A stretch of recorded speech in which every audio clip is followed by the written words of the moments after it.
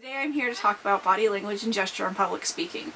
Body language is extremely important in public speaking because you're trying to convey a message to other people.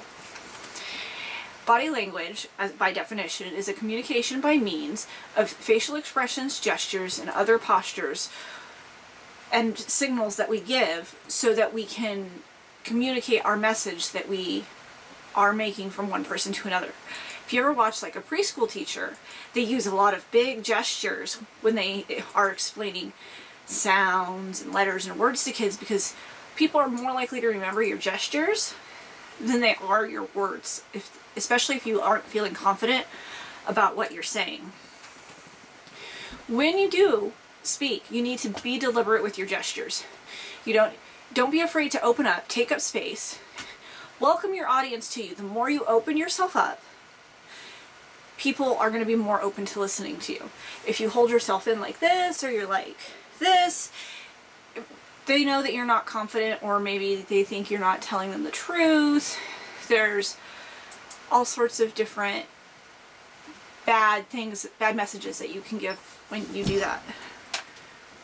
When you do speak to people, you need to make eye contact, gesticulate, and if you have the space to, move around. So have a lot of mobility.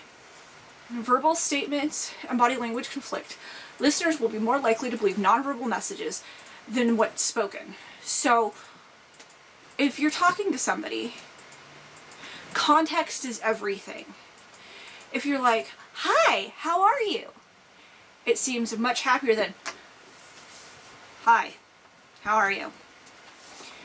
And if you're telling somebody that you're happy and you're going, "I'm happy," they're not going to believe you because your body language says, "No, I'm not happy, I'm very upset." But if you say, "I'm happy," then they're going to believe that you are happy, you are open to the situation.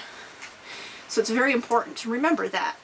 And always remember, in public speaking, try to have as much confidence as you can and as much self-confidence as you can when you speak. Have a very open posture.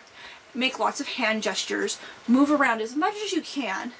Make eye contact with people in your audience. And if you're doing it on video, it's obviously hard to do eye contact, but try and make as much eye contact as possible with the video camera. And remember to do things like speak more from your heart than from your cards, because it will make your speech flow much better, and you will be continually looking up and making eye contact with your audience, which is kind of the whole point of making the hand gestures and your body posture and body language.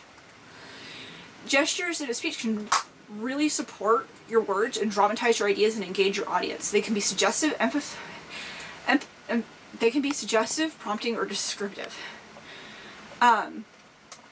So if you're trying to describe something, you could be like, "It was really big," or you could be like, "It was a tiny thing," which these are like good examples of like medium, big, small, how you describe things.